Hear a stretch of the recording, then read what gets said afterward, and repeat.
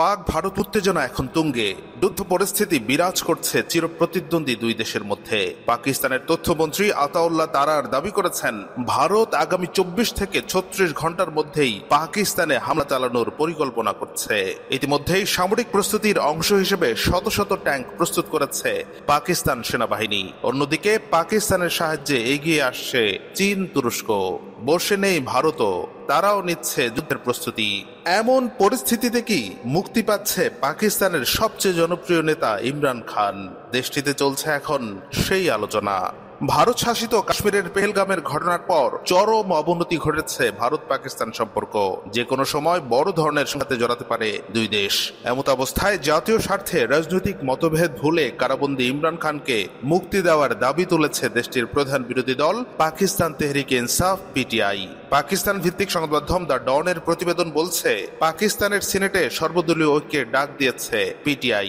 অবিলম্বে একটি সর্বদলীয় সম্মেলন, মাল্টি পার্টি কনফারেন্স আয়োজনের আহ্বান জানিয়েছে দলটি, যেখানে ইমরান খানের উপস্থিতি নিশ্চিতের দাবি তাদের। দলটির পার্লামেন্টারি নেতা সিনেটর আলী জাফর বলেন, রাজনৈতিক মতপার্থক্য এক পাশে রেখে এখন দেশের স্বার্থে ঐক্য জরুরি। বর্তমান পরিস্থিতিতে একমাত্র সঠিক পদক্ষেপ সর্বদলীয় বৈঠক। ইমরান খান এমন বৈঠকে অংশ নিলে পাকিস্তান ঐক্যবদ্ধ এমন বার্তা দেওয়া যাবে গোটা বিশ্বকে, আর এতে দেশের অবস্থান আরও শক্তিশালী হবে।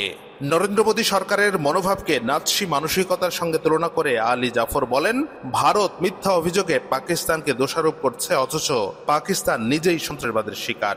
অপরদিকে সিনেটে বিরোধী দলীয় নেতা সিনেটর শিবলি ফারাজ ইমরান খানকে টেলিভিশনে বক্তব্য দেওয়ার আহ্বান জানিয়েছেন, যাতে ইমরান খান মিনারে পাকিস্তানে জনগণকে সমবেত হওয়ার এবং ভারত সীমান্তে পদযাত্রার ডাক দিতে পারেন। তিনি বলেন, আমি নিশ্চিত তার ডাকে মুহূর্তেই 1 কোটির বেশি মানুষ সাড়া দেবে। তিনি হুঁশিয়ারি দিয়ে বলেন, রাজনৈতিক অস্থিরতা যদি চলতেই থাকে তাহলে বিদেশি শত্রুরা তার সুযোগ নিতে পারে।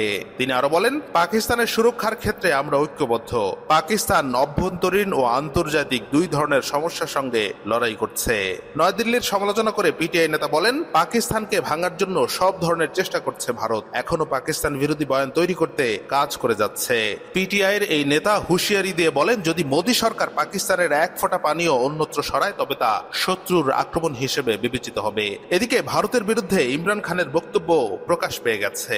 নরেন্দ্র মোদীর আগ্রাসন পাকিস্তানকে ভারতের বিরুদ্ধে ঐক্যবদ্ধ করেছে বলে মন্তব্য করেছেন দেশটির সাবেক প্রধানমন্ত্রী ইমরান খান। তিনি মোদীর যুদ্ধপ্রবণ অবস্থানের তীব্র ভাষায় নিন্দা জানান।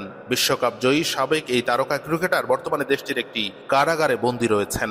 সেখানেই আইনজীবীদের সঙ্গে আলাপচারিতায় দেওয়া বার্তায় তিনি কথা বলেন।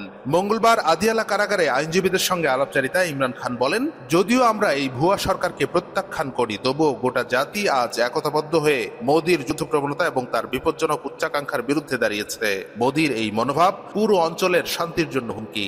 ইমরান খানের এই বক্তব্য পিটিআই এর ফেসবুক পেজে প্রকাশিত হয়। এদিকে পাকিস্তানের রাজনৈতিক দলগুলো কাশ্মীরের হামলাকে ভারতের পরিকল্পিত ও সাজানো ম্যাসাকার বা ফলস ফ্ল্যাগ অপারেশন বলে অভিযোগ করেছে। এই প্রসঙ্গে সিনেটর ইরফানুল হক সিদ্দিকী বলেন, ভারতের নিরাপত্তা বাহিনী দ্বারা অত্যন্ত গ্যারাটোপে থাকা কাশ্মীরের পেহেলগামে এমন হামলা কিভাবে সম্ভব? এটা পরিষ্কারভাবে সাজানো ঘটনা। তিনি বলেন, ভারত ঘটনার কয়েক মিনিটের মধ্যে পাকিস্তানকে দোষারোপ করলো, অথচ কোনো প্রমাণ নেই। আন্তর্জাতিক সম্প্রদায়ও তাদের বক্তব্যকে বিশ্বাস করে না। পরোক্ষভাবে পাকিস্তানের সঙ্গে জড়িত এমন অভিযোগ তুলে বুধবার দেশটির সঙ্গে 1970 সালের সিন্ধু পানি চুক্তি স্থগিত করেছে ভারত। পাশাপাশি আরো বেশ কিছু পদক্ষেপ নেয় দেশটি। জবাবে সিমলা চুক্তি স্থগিত ও ভারতীয় বিমানের জন্য নিজেদের আকাশসীমা বন্ধের ঘোষণা দেয় পাকিস্তান। স্থগিত করে দেওয়া হয় ভারতের সঙ্গে সব রকম বাণিজ্য। এমনকি উভয় দেশ একে অপরের বিরুদ্ধে যুদ্ধের মতো হুঁশিয়ারিও দিয়ে চলেছে।